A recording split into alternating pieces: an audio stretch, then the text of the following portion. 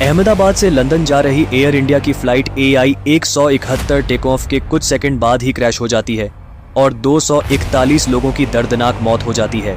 लेकिन सवाल ये है, आखिर ऐसा हुआ कैसे? शुरुआती रिपोर्ट्स में इंजन फेल्योर, फ्लैप्स की गड़बड़ी या गियर के न उठने की बातें सामने आती हैं, लेकिन जो कड़ी इन सब से जुड़ती है वो है बोइंग कंपनी का एक खतरनाक ऑटोमेटिक सिस्टम MCAS यानी मैन्यूवरिंग कैरेक्टरिस्टिक्स ऑगमेंटेशन सिस्टम, जो पहले भी 2 बड़े विमान हादसों की वजह बन चुका है।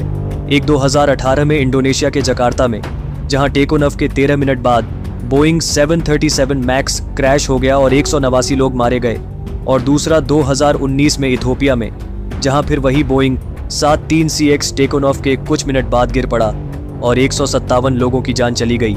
इन दोनों में एक ही दोषी था, MCAS सिस्टम, जो प्लेन के झुकाव को कंट्रोल करने के लिए बनाया गया था। लेकिन जब इसका सेंसर जरा सा भी गलत डाटा भेजता है तो ये प्लेन को जबरदस्ती नीचे धकेलता है, और ठीक वही पैटर्न अहमदाबाद हादसे में भी दिखता है।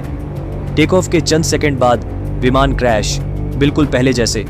और अगर ये साबित होता है कि इस बार भी MCAS की गलती थी, तो ये महज एक एक्सीडेंट नहीं बल्कि एक गंभीर तकनीकी लापरवाही का नतीजा है, जिसकी जिम्मेदारी सीधे सीधे बोइंग और अमेरिकी एविएशन सिस्टम पर आती है, क्योंकि ये सिस्टम सिर्फ बोइंग के जहाज़ों में होता है, दुनिया की किसी और एयरलाइंस में नहीं। पहले भी मुकदमे हुए, सवाल उठे, लेकिन न अमेरिकी सरकार ने कुछ बदला, न बोइंग ने यह सिस्टम हटाया। और आज भी यही तकनीक प्लेनों में लगी हुई है, जो हर उड़ान में एक नया खतरा बन सकती है।